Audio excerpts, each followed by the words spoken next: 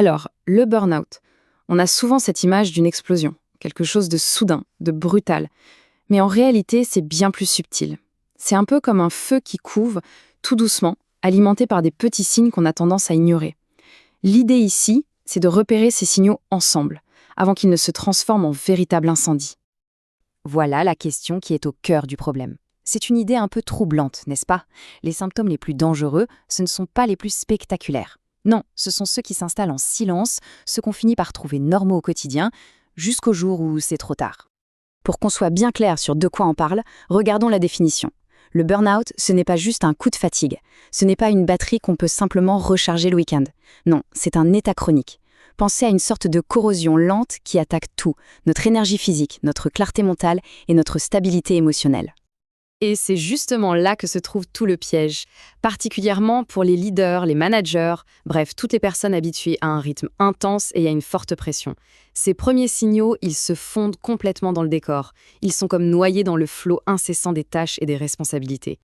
Allez, on commence avec le premier signal. C'est le plus fondamental et sans doute le plus facile à mal interpréter, cette fameuse fatigue qui semble ne jamais vraiment partir. Voilà, le premier indicateur. Mais attention, ce n'est pas n'importe quelle fatigue, elle a quelque chose de très particulier. La différence est absolument cruciale. Une fatigue ordinaire, on passe une bonne nuit, on prend un week-end tranquille et ça va mieux. La fatigue du burn-out, elle, c'est une autre histoire. Elle est tenace. On peut dormir 8 heures, prendre des vacances, elle est toujours là, en arrière-plan. Elle s'installe comme un bruit de fond, permanent. C'est exactement ça. Cet exemple est parfait. Il ne s'agit pas du tout de paresse, mais bien d'un épuisement profond qui nous dit que les réserves d'énergie ne se remplissent plus comme avant. C'est vraiment un symptôme à prendre très au sérieux. Bien sûr, le burn-out ne touche pas que le corps, loin de là. Maintenant, on va s'intéresser aux signaux qui affectent notre mental et nos relations avec les autres. On en arrive donc au deuxième signe clé, le détachement émotionnel. En fait, c'est un peu un mécanisme de défense du cerveau. Quand la charge de travail devient trop lourde, trop écrasante, le cerveau met une distance. La passion, l'enthousiasme qui nous animait pour certains projets, tout ça s'efface petit à petit pour laisser place à une sorte d'indifférence, voire d'agacement.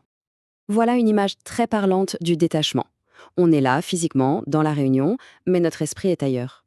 On est complètement déconnecté émotionnellement. C'est un signal d'alerte vraiment, vraiment puissant.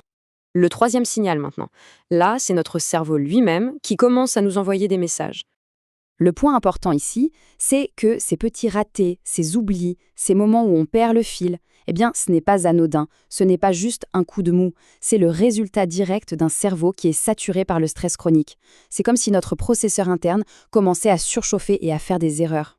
On continue avec le quatrième signe. Celui-ci, il impacte directement la façon dont on interagit avec notre entourage professionnel. C'est très subtil au début, une irritabilité qui n'est pas dans nos habitudes. Une impatience face à des questions simples. Ou alors, à l'inverse, on se met en retrait. On évite les discussions informelles à la machine à café. C'est simplement l'épuisement émotionnel qui déborde et qui commence à fissurer un peu notre vernis social. Passons maintenant à la dernière catégorie de signaux. C'est le moment où le corps lui-même prend la parole pour dire que quelque chose ne va pas. Et nous voilà au cinquième et dernier signe. C'est souvent celui qu'on a le plus tendance à négliger alors qu'il est envoyé directement par notre corps. Le corps, il a sa propre manière de tirer la sonnette d'alarme. Des maux de tête qui reviennent sans cesse, des douleurs dans le dos sans raison apparente, des problèmes de digestion. On met ça trop facilement sur le compte du stress, normal. Mais quand ces symptômes deviennent récurrents, c'est un message très clair. L'organisme est en train de puiser dans ses toutes dernières réserves. D'accord, identifier tous ces signaux, c'est la première étape et c'est la plus importante. Mais après, voyons comment on peut passer concrètement à l'action.